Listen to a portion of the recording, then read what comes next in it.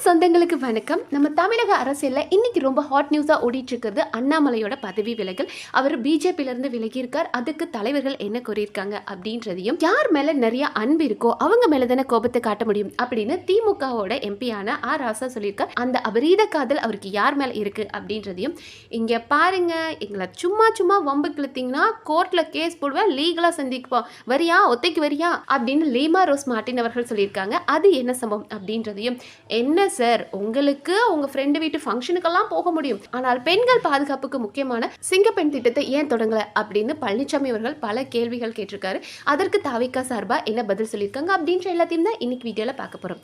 Okay, Annamalai அவர்கள் பதவி விலக போறார் அப்படின்றது நமக்கு இன்னைக்கு ஒரு பெரிய நியூஸா இருந்தாலும் இதுக்கு முன்னாடியே நமக்கு தெரியும். அவர் கொஞ்ச நாட்களாவே வந்து கட்சியிலிருந்து விலக போறாரு, புதிய கட்சி தொடங்க போறார் அப்படின்றது பரவலா பேசப்பட்டதான். அண்ட் இன்னைக்கு பார்த்தோம் அப்படின்னா 5 பக்க லெட்டர்ல எழுதி கொடுத்து, அப்பா சாமி என்னை விட்டுருங்கப்பா, இதுக்கு மேல எனக்கும் பிஜேபிக்கு எந்த சம்பந்தம் இல்லையே, நான் முன்னாள் மாநில தலைவராக இருந்தேன், நான் ஒரு தொண்டனாகவும் இருந்தேன், இப்போ எனக்கு தேவையில்லை, பிஜேபி வேண்டாம் அப்படின்னு லெட்டர் எழுதி கொடுத்துருக்காராம். ஸோ இதற்காக அவர் நம்ம நேற்றே பார்த்தோம் இல்லையா, அவர் டெல்லி புறப்படுறார் அப்படின்னு. ஸோ அவர் அங்கே போயிட்டு தேசிய தலைவரான நிதின் நபீன், பிஜேபியோட தேசிய தலைவரான நிதின் நபீன் கிட்ட போய் அந்த லெட்டரை சப்மிட் பண்ணியிருக்காராம். ஸோ அவர் கொடுத்த உடனே கொஞ்ச நேரத்திலே அமித்ஷா சைட்லேருந்து கால் வந்திருக்காம். ஸோ அமித்ஷா கால் பண்ணி நீங்கள் வாங்க உங்களை பார்க்கணும் அப்படின்னாராம். ஸோ அண்ணாமலையும் உடனே அவருக்கு ஒரு புக்கும் ப்ரெசென்ட் பண்ணி கொஞ்ச நேரம் அவங்களுக்குள்ள பேச்சுவார்த்தை நடந்திருக்கு. பேச்சுவார்த்தை முடிச்சுட்டு அவர் கிளம்பிட்டாரு. அண்ட் அதுக்கப்புறமா அடுத்ததான் அமித்ஷா உடனே என்ன பண்ணியிருக்காருன்னா, நம்ம தமிழ்நாட்டோட பிஜேபி தலைவரான நயினார் நாகேந்திரன், மாநில தலைவரான நயினார் நாகேந்திரனுக்கு ஃபோன் கால் பண்ணி உடனே வர சொல்லியிருக்காரு. ஸோ நயினார் நாகேந்திரன் இன்னைக்கு கிளம்பியிருப்பாரு, டெல்லிக்கு போய் பேசிட்டு நாளைக்கு என்ன நடந்துச்சு அப்படின்றத சொல்லுவார்னு நினைக்கிறேன். பதவி வந்து நாங்கள் வேற ஏதாவது உள்ள தரோம், உங்களுக்கு எம்பி போஸ்டிங் தரோம், அப்படிலாம் ஏதாவது ஒரு பேச்சுவார்த்தை நடத்தப்படும் அப்படின்ற மாதிரி சொல்றாங்க. ஆனால் இவர் பார்த்தோம்னா அண்ணாமலை பிஜேபி வளர்ந்ததுக்கு ஒரு பெரிய காரணம் அண்ணாமலை அவர்கள் தமிழ்நாட்டில். ஆனால் அப்படி இருக்கும்போது இவங்க பிஜேபி வந்து அதிமுக கூட கூட்டணி வைக்கணும் அப்படின்றதுனால அண்ணாமலை அவர்களை ஓரம் கட்டினாங்க. ஏன்னா பழனிசாமி அவர்கள் சொல்லிட்டாங்க. ஏன்னா பழனிசாமி அவர்களுக்கும் அண்ணாமலைக்கும் அப்பப்போ முட்டிக்கிட்டே இருந்தது. ஸோ அவரை வந்து ஓரம் கட்டணும் அப்படின்றத பழனிசாமி முடிவெடுத்தார். அதனால பிஜேபியும் சரி அவர்கிட்ட இருந்த மாநில தலைவர் அப்படின்ற போஸ்டிங்கை பிடுங்கினாங்க. அதுக்கப்புறம் அவரும் சரி நான் ஒரு தொண்டனா இருந்துக்கிறேன் அப்படின்னாரு. அவர் எங்கேயாவது போட்டியிடுவார் அப்படின்னு பார்த்தோம், இந்த எலெக்ஷன்லையும் அவர் போட்டியிடல. அண்ட் அந்த மனுஷன் வந்து முடிவு பண்ணிட்டார். இப்போ நம்மளோட விஜய் அவர்கள் பார்த்தோம் அப்படின்னா தனி கட்சி தொடங்கினாரு, மக்களோட ஆதரவு இருக்கு. இதை பார்த்து அண்ணாமலை அவர்களுக்கும் ஒரு ஆர்வம் வந்துருச்சு, நம்மளும் தனி கட்சி தொடங்குறோம், நம்மளோட பவரை காட்டுறோம் அப்படின்னு. பட் அண்ணாமலை அவர்கள் எடுத்துக்கிட்டோம் அப்படின்னா ஒரு படித்த அறிவு கூர்மையான தைரியமான ஒரு இளைஞர் அவர். ஸோ அவர் மாதிரி ஆட்கள் இந்த மாதிரி அரசியலுக்கு வர்றதும் பிஜேபி கூட இருக்கும்போது அவரை கொஞ்சம் டம்மி ஆக்கிட்டாங்கன்றதான் உண்மை. ஏன்னா இபிஎஸ் கூட, ஏன்னா ஏடிஎம்கே கூட கூட்டணி வைக்கின்றதுக்காக அவரை டம்மி ஆக்குனாங்க. ஸோ இப்போ அவர் எடுத்த முடிவுன்றது வரவேற்பு கூடியது. ஸோ ஒரு சிலர் இருந்துட்டு இல்லை அது வந்து பிஜேபி இன்னொரு வழியில் தமிழ்நாட்டுக்குள்ளே வர்றதுக்கு தான் அண்ணாமலையை பயன்படுத்துகிறாங்க அப்படின்றாங்க. பட் அண்ணாமலை அவர்களுக்கு ரொம்ப நல்லா தெரியும், பிஜேபியால் நம்ம வேறு ஏதாவது பண்ணோம் அப்படின்னா தமிழ்நாட்டு மக்கள் நம்மளை எவ்வளோ வெறுப்பாங்கன்றது அவருக்கு டெஃபினட்டாக புரியும். ஸோ அதனால் அவர் ஒரு நல்ல ஆட்சி பண்ணுறதுக்கு வரணும், தனியாக ஒரு கட்சி தொடங்கட்டும், அவர் என்ன பண்ணுறாருன்னு பார்ப்போம். உள்ள அரசியலுக்கு வர்றதுக்கு முன்னாடி இல்லை அவர் பிஜேபியோட கைக்கூலி தான், இந்த இப்படி பிஜேபி கூட சேர்ந்து இருந்தால் வர முடியாதுன்னு தனி கட்சி தொடங்கி மறுபடியும் பிஜேபி உள்ள கொண்டு வர அப்படின்னு அவர் மேலே நெகட்டிவிட்டி ஸ்ப்ரெட் பண்ணிட்டு இருக்காங்க. ஆனால் படித்த நேர்மையான அறிவான இளைஞர்கள், கடின உழைப்பாளிகள் வரட்டுமே அரசியலுக்கு. இதுக்கு முன்னாடி அரசியல் நம்ம என்ன பார்த்துருக்கோம், திராவிட கட்சிகளை பார்த்துருக்கோம், அவங்களோட ஊழலை பார்த்துருக்கோம். இப்போ நிறைய இளைஞர்கள் உள்ள வராங்க. விஜய் அவர்கள் ஒரு மாற்றத்தை கொண்டு வர்றாரு, நாளைக்கு அண்ணாமலை ஒரு மாற்றத்தை கொண்டு வருவார். ஸோ இப்படி ஒரு ஹெல்தியான காம்படிஷன் இருக்குது அப்படின்னா மக்களுக்கு தான் அது நல்லது. ஸோ அவரோட வரவேற்போம், வரட்டும், என்ன பண்றாருன்னு பார்ப்போம். அண்ட் அடுத்த நியூஸ் என்ன அப்படின்னு பார்த்தோம்னா, நம்மளோட திருமாவளவன் அவர் என்ன சொல்லியிருக்காருன்னா, எத்தனையோ கட்சிகள் தான் கூட்டணிக்கு போனாங்க தாவேக்கா கூட, ஆனால் என்ன மட்டும் எங்க கிரிட்டிசைஸ் பண்ணிக்கிட்டே இருக்கீங்க, அதுவும் இல்லாமல் விஜய் அவர்களை ஒரு வருஷமாக கடுமையாக விமர்சித்ததே நான் தான், திமுக அதிமுகவை விட நான் தான் அதிகமாக விமர்சித்தேன். ஆனால் இப்போ என்ன பண்ணுறது, எலெக்ஷன் முடிஞ்சதுக்கப்புறம் அவங்ககிட்ட 108 சீட்டு தான் இருந்தது, இவங்க வந்து ஆட்சி அமைக்கல, தாவேக்கா ஆட்சி அமைக்கல அப்படின்னா ஆளுநரால் நமக்கு குடியரசுத் தலைவர் ஆட்சிக்கு வந்திருக்கும். ஸோ அப்படி வரக்கூடாது அப்படின்ற ஒரு காரணத்துக்காக தானேங்க நான் வந்து அவர் கூட சேர்ந்தேன். பட் எங்களை ஏன் பேசுகிறீங்க? அண்ட் அது மட்டும் இல்லாமல் இப்போ இடைத்தேர்தல் வரப்போகுது. அண்ட் இடைத்தேர்தல் எனக்கு நிற்கிற ஐடியா 100% கிடையாது. ஏன் தாவேக்காவா சொன்னாங்க, உங்களுக்கு நாங்கள் வந்து அமைச்சர் பதவி தரோம், இல்லைனா நீங்கள் இடைத்தேர்தல் நில்லுங்கன்னாங்க. எனக்கு எதுவுமே வேண்டாம். கட்சியில் பார்த்தோம் அப்படின்னா 2 பேர் இருந்தாங்க, அதில் மூத்த நிர்வாகி அப்படின்ற பேரில் வந்துட்டு வன்னி அரசுக்கு ஒரு மினிஸ்டர் போஸ்டிங் கிடைச்சது. அவரும் கடின உழைப்பாளி, அவரும் நல்லது பண்ணுவாருன்றக்கா அவருக்கு வாங்கி கொடுத்த. பட் எனக்கு எந்த ஒரு ஆசையும் கிடையாது அப்படின்ற மாதிரி அவர் சொல்லியிருக்காரு. அதுக்கு டிஎம்கேயோட எம்பியான ஆர் ராசா என்ன சொல்லியிருக்காரு அப்படின்னு பார்த்தோம்னா, நமக்கு யார்கிட்ட ரொம்ப அன்பு இருக்கோ அவங்க கிட்ட தானங்க நம்ம கோபம் பண்ண முடியும். அதே மாதிரி தான் விசிகா மேலே எனக்கு நிறைய அன்பு இருந்தது.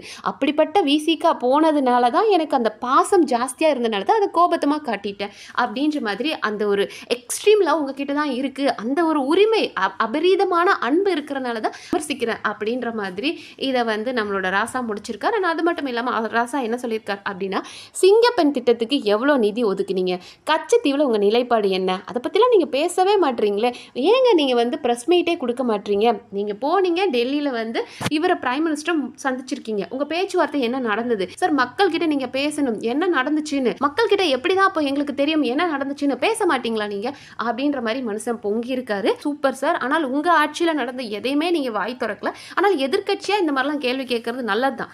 ஏன்னா எதிர்க்கட்சி எவ்வளவு பலமாக இருக்காங்களோ அதை வச்சு தான் ஆளும் கட்சி அவங்கள முறியடிக்கிற அளவுக்கு நாம திறன்பட செயல்படணும் அப்படின்னு நினைப்பாங்க. ஸோ டெஃபினட்டாக இந்த சிங்கப்பெண் திட்டம் முடக்கத்தை பற்றி நிறைய பேர் கேள்வி கேட்டிருக்காங்க. ஏன்னா இபிஎஸ் அவர்கள் என்ன சொன்னாங்க அப்படின்னா, சிங்கப்பெண் திட்டம் அப்படின்றத தொடங்குறத விட உங்களோட நண்பர்கள் வீட்டுக்கு அவங்க குடும்ப விழாக்கு போகிறது உங்களுக்கு அவ்வளோ பெருசாக போயிடுச்சா, இதை நிறுத்துறது, ஏன்னா நீங்கள் முதல் கையெழுத்து சிங்கப்பெண் திட்டம் போட்டீங்க, அப்போ அதை விட நீங்கள் எதுக்கு சார் இப்படி போனீங்க அப்படின்னு கேட்டதுக்கு தாவேகா அமைச்சர் நிர்மல்குமார் என்ன சொல்லியிருக்காருன்னா, அது என்னங்க சிங்கப்பெண் திட்டத்தில் ஒரு சின்ன மாடிஃபிகேஷன்ஸ் இருந்தது, அதனால் அப்போ நாங்கள் நிறுத்த வேண்டியதாக போயிடுச்சு, பட் அடுத்த வாரம் கண்டிப்பாக தொடங்கிடுவோம், அதுக்காக நிர்வாகிகளோ இல்லை வேறு யாருக்கோ குடும்ப ஃபங்க்ஷனுக்கு போகக்கூடாதா, இதெல்லாம் ஒரு கேள்வியாக நீங்கள் விமர்சிப்பீங்களா அப்படின்னு கேட்டிருப்பாங்க. நிர்மல் சார் டெஃபினட்டாக இது விமர்சனக்குள்ளாகிற ஒரு கேள்வி தான். என்ன காரணம் அப்படின்னா, சார் நீங்கள் உங்கள் ஃப்ரெண்டு வீட்டுக்கு போகிறீங்க, ஒரு ஃபங்க்ஷனுக்கு போகிறீங்கன்னா அது உங்களோட சார்ந்தது, ஆனால் நீங்கள் முதலமைச்சராக இருக்கும்போது மக்கள் பணிக்கு நீங்கள் முன்னுரிமை கொடுக்கணும், உங்களுக்காக தான் நான் வந்திருக்கேன், உச்சத்தில் இருந்தானா உங்களுக்காக வந்திருக்கேன் அப்படின்னு சொல்லியிருக்கீங்க. அப்போ முதல் திட்டமாக நான் சிங்கப்பெண் படை தான் நான் கையெழுத்து போடுறேன் அப்படின்னீங்க. என்ன காரணம், தமிழ்நாட்டில் பெண்களுக்கும் குழந்தைகளுக்கும் பாதுகாப்பு இல்லை, அப்போ என்னோட முதல் கையெழுத்தாக இருக்கும்னு சொல்லி அந்த திட்டத்தை தொடங்குறத விட உங்களுக்கு இது பெருசா அப்படின்னு பலரும் கேள்வி கேட்க தான் செய்வாங்க. ஏன் அந்த திட்டத்தில் இவ்வளோ நாள், போன வாரம் தொடங்க வேண்டியது இந்த வாரம்னு சொன்னீங்க, இன்னும் ஏன் தொடங்கலை, என்ன காரணம், என்ன மாடிஃபிகேஷன் அப்படின்றத நீங்கள் கிளியராக கொடுக்கல, ரீசன் கொடுக்கல அப்படின்னா எதிர்க்கட்சிகளும் மக்களும் இதை தான் கேட்பாங்க. அண்ட் இபிஎஸ் அவர்கள் இன்னொன்று என்ன சொல்லியிருக்காங்க அப்படின்னா, போதைப் பொருளை உங்களால் தடுக்க முடியாது, அதைத்தானே மறைமுகமாக பேசுகிறீங்க. ஏன்னா நேற்று ஒரு திருச்சி மாநாட்டில் சொல்லியிருந்தார் இல்லையா, போதைப் பொருள் உள்ளே வந்ததுக்கு காரணம் திமுக, அவங்க ஆட்சியில் நிறையா கொண்டு வந்துட்டு இப்போ சட்ட ஒழுங்கு சரியில்லைன்னா நான் என்ன பண்ண முடியும் அப்படின்னாரு இல்லையா, அப்போது உங்களால் தடுக்க முடியாதா அப்படின்ற மாதிரி கேட்டிருக்காரு. பட் விஜய் அவர்கள் வந்துட்டு நம்மளோட தமிழ்நாட்டில் வந்து குட்கா, பான் மசாலா இதெல்லாம் வந்து இன்னும் ஒரு வருஷத்துக்கு தடை நீடிக்கும், யாரும் இந்த குட்கா, பான் மசாலாலாம் யூஸ் பண்ணக்கூடாது, விற்கக்கூடாது, வாங்கக்கூடாது அப்படின்னு இருக்காங்க. இதுக்கு முன்னாடி தடையில் இருந்ததா மக்களே, எனக்குலாம் தெரியல. பக்கத்தில் இருக்கிற பொட்டி கடையில் கூட இந்த குட்கா, பான் மசாலாலாம் கிடைச்சிட்டு இருந்துச்சு, ஆனால் அது ஆல்ரெடி தடையில் இருந்ததா, அந்த தடையை இன்னும் ஒரு வருஷம் நாங்கள் நீட்டிக்கிறோம், 2027 மே 22 வரைக்கும் இந்த தடை நீட்டிப்பு அப்படின்னு இருக்காங்க. இதை சொன்னதுக்கப்புறம் தான் பல மக்களுக்கும், ஓ தடை போட்டிருக்கீங்களா, தடை போட்டும் இவ்வளோ தாராளமாக கிடைக்குதா அப்படின்னு ரொம்ப ஆச்சரியப்படுறாங்க. ஸோ நீங்கள் தடை போடுறது முக்கியம் இல்லை சார், நீங்கள் தடை போட்டதுக்கப்புறம் அது செயல்பாட்டில் இருக்குதா, அதிகாரிகளும் அதை பார்க்குறாங்களா, ஆய்வு பண்ணுறாங்களான்றதை நீங்கள் தான் கண்ணோட்டத்தில் பார்க்கணும். இதுக்கு முன்னாடி இருந்த அரசு தடை போட்டுட்டும் வித்துட்டு தான் இருந்தாங்க, பட் நீங்கள் அதை எந்த அளவுக்கு கண்ணும் கருத்துமாக பார்க்குறீங்கன்றது தான் மக்கள் பார்ப்பாங்க. அண்ட் இபிஎஸ் அவர்கள் இன்னொன்று என்ன சொல்லியிருக்கார் அப்படின்னு பார்த்தோன்னா, அதாவது ஒரு சிலர் கட்சிக்குள்ளேயே இருந்து எங்கள் கட்சியில் ஏடிஎம்கேல வந்து சேர்ந்து எம்எல்ஏ ஆகிட்டு இப்போ நயவஞ்சகம் பண்ணுறீங்களா, கட்சிக்குள்ளேயே துரோகத்தை பண்ணி எங்களை வீழ்த்த நினைக்கிறீங்களா, ஆனால் அப்படியெல்லாம் வந்து ஏடிஎம்கே விழுந்துராது, ஏன்னா நாங்கள் எம்ஜிஆர் அவர்கள் வழியும் புரட்சி தலைவி அம்மா வழியிலையும் நாங்கள் வந்தவங்க, எங்களெல்லாம் அப்படி வீழ்த்திட முடியாது அப்படின்னு இருக்காங்க. அண்ட் அது மட்டும் இல்லாமல் பல கருப்பையாக என்ன அவரும் என்ன சொல்லியிருக்கார் அப்படின்னா, கட்சிக்குள்ளே தேவையில்லாத குழப்பத்தை ஏற்படுத்துகிறாங்க அப்படின்ற மாதிரி லீமா ரோஸை வந்து அவர் விமர்சிச்சிருந்தாரு. அதுக்கு லீமா ரோஸ் மார்ட்டின் என்ன சொன்னாங்கன்னா, தாவேகா ஆட்சி நல்ல ஆட்சியை நடத்துகிறாங்க, அதனால தான் நாங்கள் இங்கே வர வேண்டியதாக போச்சு, இந்த அதிமுகவில் நான் தான் பிளவு ஏற்படுத்துகிறேன் அப்படின்றது தேவையில்லாமல் பேசுகிறாங்க. அதாவது இந்த பல கருப்பையெல்லாம் என்ன பண்ணியிருக்காரு, மக்களுக்குலாம் அவரெல்லாம் என்ன செஞ்சாருன்னு சொல்லுங்கள் பார்ப்போம், சும்மா தேவையில்லாமல் என்னை பற்றி பேசுனீங்க அப்படின்னா கோர்ட்டில் லீகலாக சந்திக்க வேண்டியது வரும் அப்படின்ற மாதிரி மிரட்டி விட்டுருக்காங்க. பரவலாக பேசப்படுற விஷயம்தான் மேடம். அண்ட் அது மட்டும் இல்லாமல் உங்கள் கட்சியில் நீங்கள் வந்து அடுத்த புரட்சி தலைவர் அம்மாவா சின்னம்மாவா நீங்கள் வர்றதுக்கு வாய்ப்பு இருக்குது, அதனால தான் உங்கள் குடும்பமே ஒரு பக்கம் மருமகன், ஒரு பக்கம் மாமியார், இன்னொரு மாநிலத்தில் மகன் அப்படின்னு எல்லாரும் சேர்ந்து ஏதோ நீங்கள் செக் வைக்கிறதுக்கு தான் இதெல்லாம் பிளான் பண்ணுறீங்க, நீங்கள் அடுத்த அம்மா அப்படின்ற மாதிரி பலரும் உங்களை விமர்சிச்சுட்டு தான் இருக்காங்க. அண்ட் அடுத்த நியூஸ் பார்த்தோம் அப்படின்னா, தமிழ்நாட்டு வளர்ச்சியை சமாளிக்கிறதுக்கு பரந்தூர் விமான நிலையம் மட்டும் பத்தாது.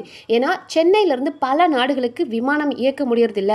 அதனால் அடுத்த விமான நிலையமாக இந்த பரந்தூர் நிலையம் 2வது ஒரு பிரம்மாண்ட விமான நிலையமாக இது கொண்டு வரணும் அப்படின்னு சொல்லி விமான நிலை ஆணையம் வந்து ஒரு ரிப்போர்ட் சப்மிட் பண்ண போகிறாங்களாம். ஸோ அந்த ரிப்போர்ட்டில் வந்துட்டு நாம் வந்து பரந்தூர் விமான நிலையத்தை சீக்கிரம் ரெடி பண்ணணும் அப்படின்னு சொல்ல போகிறாங்களாம். ஸோ இது வந்து மக்களுக்கு ஒரு பெரிய பாதிப்பாக இருக்கும். ஏன்னா பரந்தூரில் விமான நிலையம் வரக்கூடாதுன்னு மக்கள் நிறைய பேர் போராடிட்டு இருந்தாங்க. ஒரு சிலர் முடியல அப்படின்னு சொல்லி இடத்த விற்று பணம் வாங்கிட்டாங்க. ஆனால் பரந்தூர் நல்ல நீர்நிலைகள் இருக்குது, விவசாய பூமி, அந்த இடத்துல வந்து இதை கொண்டு வரக்கூடாதுன்னு மக்கள் இன்னும் சிலர் போராடிட்டு தான் இருக்காங்க. ஸோ இதை வந்து விஜய் அவர்கள், முதலமைச்சர் விஜய் அவர்கள் கண்டிப்பாக புரிஞ்சுக்குவார் அப்படின்னு நினைக்கிறேன். ஏன்னா நீங்கள் ஒரு விவசாய நிலத்திலையோ இல்லை நீர்நிலைகள் இருக்கிற இடத்துலையோ இதை கொண்டு வரதுக்கு பதிலாக பல இடங்களில் வந்து பொட்டல் காடாக இருக்குது. இப்போ ராமநாதபுரம்லாம் எடுத்துக்கிட்டோம் அப்படின்னா ஒரு சில இடம்லாம் அப்படியே வறண்ட பூமியாக இருக்குது. அந்த மாதிரி இடத்துல நீங்கள் விமான நிலையம் கொண்டு வாங்க. நம்ம தமிழ்நாட்டில் ஒரு 2வது நல்ல ஒரு பெரிய விமான நிலையம் கொண்டு வர்றது சந்தோஷம் தான். ஆனால் ஒரு விவசாய பூமி நல்ல தண்ணி இருக்கிற இடத்துல போய் கொண்டு வந்து மக்களோட வாழ்வாதாரத்தை பாதிக்கக்கூடாதுன்றதுக்காக தான் மக்கள் போராடிட்டு இருக்காங்க. அதை விஜய் அவர்கள் புரிஞ்சுக்குவார். என்ன ரிப்போர்ட் கொடுத்தாலும், விமான நிலை ஆணையம் என்ன ரிப்போர்ட் கொடுத்தாலும் விஜய் அவர்கள் புரிஞ்சுக்கிட்டாங்க அப்படின்னா அது நல்லாயிருக்கும். அண்ட் அடுத்த நியூஸ் பார்த்தோம் அப்படின்னா, சிபிஎஸ்சி ஸ்கூல் ஆகட்டும் இல்லை தனியார் பள்ளிகளாகட்டும், அவங்களோட வெளிப்படையான விளம்பரம், அவங்க எவ்வளோ கல்வி கட்டணம் வசூலிக்கிறாங்க அப்படின்ற விவரங்கள் வெளிப்படையாக இருக்கணும். நீங்கள் என்ன வந்து விளம்பரப்படுத்துறீங்களோ அதை தான் நீங்கள் கரெக்டாக வாங்கணும் அப்படின்ற மாதிரி பள்ளி கல்வித்துறை இயக்குனர் வந்துட்டு இதுக்கு ஒரு அதிரடியான ஆணை பிறப்பிச்சிருக்காரு. ஏன்னா பல ஸ்கூல்ஸில் அப்படி தான் நடக்குது. அவங்க பேசிக் ஃபீ அப்படின்னு ஒன்று வாங்கிட்டு அது போக டியூஷன் ஃபீ, அதுக்கப்புறம் அடிஷ்னல் ஃபீ அப்படின்னு சொல்லி உள்ள ஒரு அமௌண்ட்டை கொண்டு வராங்க. ஸோ நீங்கள் விளம்பரம் பண்ணுற அமௌண்ட்டு தான் உங்களோட ஃபீஸாக இருக்கணும். அதை விட அதிக கட்டணம் வசூலிக்கக்கூடாது அப்படின்ற ஒரு கட்டளை கொடுத்துருக்காங்க. அண்ட் அது மட்டும் இல்லாமல் நம்ம செங்கோட்டையன் அவர்கள், ஐயோ பாவம் மனசு அவரே கன்ஃபியூஸ் ஆகிட்டார் அப்படின்ற மாதிரி ஒரு சம்பவம் நடந்தது. அதாவது நம்ம தமிழ்நாட்டில் 41 சென்டிமீட்டர் வெயில் பதிவாயிருந்தது. அண்ட் இப்போ பார்த்தோன்னா 37 சென்டிமீட்டராக இருக்குது. அதனால் நாங்கள் ஜூன் 4ஆம் தேதி ஸ்கூல் திறந்துக்கிறோம் அப்படின்னு சொல்லியிருக்காரு.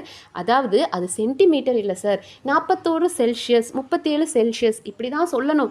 ஆனால் பாவம் மனசு அவரே கன்ஃபியூஸ் ஆகி பேசிகிட்டு இருக்காரு. கூட இருக்கிறவங்களாவது சார் அது தப்பு சார் அப்படின்னு கரெக்ட் பண்ணாமல் உங்களுக்கும் ஒன்றும் தெரிய மாட்டேங்குது, எப்படி வந்து சிக்கியிருக்கோம் பார்த்தியா அப்படின்னு ஒரு சிலர் அவரை கலாய்ச்சிட்டு இருக்காங்க. விடுங்க பாஸ், ஏதோ தெரியாமல் வாய்க்குள்ள வந்துருச்சு. அண்ட் அடுத்த நியூஸ் என்ன அப்படின்னு பார்த்தோன்னா, ஸ்ரீவைகுண்டத்தில் தாவேகா நிர்வாகி ஒருத்தர் வந்து ஒரு இளம் பெண்ணுக்கு வேலை வாங்கி தரேன் அப்படின்னு சொல்லி அந்த பொண்ணை ஏமாற்றி கூட்டிகிட்டு போயிட்டு அந்த பொண்ணு குடிக்கிற கூல்ட்ரிங்க்ஸில் ஏதோ மயக்க மருந்து கொடுத்து அந்த பொண்ணுக்கு பாலியல் வன்கொடுமை, கூட்டு பாலியல் வன்கொடுமை பண்ணியிருக்காங்க அப்படின்னு அவர் மேலே கேஸ் ஃபைல் ஆயிருக்கு. அவர் அரெஸ்ட் பண்ணியிருக்காங்க. ஸோ இதை தாவேகா நிர்வாகிகள் நிறைய இடங்களில் இந்த மாதிரி பாலியல் பிரச்சனைகளை அடிக்கடி மாட்டிகிட்டு இருக்காங்க. அதுதான் இபிஎஸ் அவர்கள் சொன்னார். ஆளும் கட்சிக்காரங்களே நிறைய இந்த மாதிரி பிரச்சனை பண்ணிட்டு இருக்காங்க, இதெல்லாம் நீங்கள் கேட்க மாட்டீங்களா அப்படின்னு இபிஎஸ் அவர்கள் சொல்லியிருக்காரு. அண்ட் அதே மாதிரி நம்மளோட அண்ணாமலை அவர்களும் என்ன சொல்லியிருக்காங்க அப்படின்னா, உங்கள் கட்சியில் இந்த மாதிரிலாம் நடக்குது, பெண்கள் பாதுகாப்புக்கு நீங்கள் என்ன பதில் சொல்ல போகிறீங்க அப்படின்னு கேட்டிருக்காங்க. ஸோ டெஃபினட்டாக விஜய் அவர்கள் இதுக்கு ஒரு பெரிய முற்றுப்புள்ளி வைப்பார் அப்படின்னு நம்புகிறேன். என்ன காரணம் அப்படின்னா, அவர் ஆரம்பத்திலே சொன்னார், முதல் நாள் பதவியேற்கும் போது என்ன சொன்னார், நம்ம ஆளுங்கட்சியில் இருக்கோம், ஆடி பார்க்கலாம் அப்படின்னு நினச்சிங்கன்னா விட மாட்டேன் அப்படின்னு நீங்கள் ஒரு வாக்குறுதி கொடுத்துருக்கீங்க. ஸோ தயவு செஞ்சு அவங்க உங்கள் கட்சிக்காரங்களே இருந்தாலும் தப்புனா தப்பு அப்படின்னு சொல்லுங்க. ஏன்னா நீங்க உங்க கட்சிக்காரருக்கு பெரிய தண்டனையாக கொடுத்தாதான் மற்றவங்களுக்கும் பயம் வரும். ஸோ நம்ம ஆளுங்கட்சியாக இருந்தால் எப்படி வேணாலும் ஆடி பார்க்கலாம் அப்படிலாம் இருக்க முடியாது. அது போன ஆட்சியில் நடந்துச்சு, ஆனால் இந்த ஆட்சியில் அப்படி நடக்காது அப்படின்னு ஒவ்வொருத்தருக்கும் உங்களை பார்த்து பயம் வரணும். ஆனால் ஒரு சிலர் அவர் என்ன சொல்லிட்டு இருக்காங்க முதலமைச்சராக அப்படின்னா, அவரே என்ன பண்ணுறாரு விஜய் அவர்கள், கல்யாணம் கருமாதின்னு எல்லாத்துக்கும் த்ரிஷாவை கூட்டிகிட்டு சுற்றிட்டு இருக்காரு, இவர் எப்படிங்க இதெல்லாம் கேட்பாரு அப்படின்றாங்க. ஸோ சிஎம் அவர்களுக்கு நம்மளோட வேண்டுகோள் என்ன அப்படின்னா, உங்கள் கட்சி பெண்களே என்ன சொல்கிறாங்க, குப்பனும் சுப்பனும் குப்பாள்றவனே 4 பொண்டாட்டி வச்சுருக்கா, எங்கள் தலைவர் வச்சுக்க கூடாதா அப்படின்னு உங்களுக்கு அவங்க முட்டு கொடுப்பாங்க.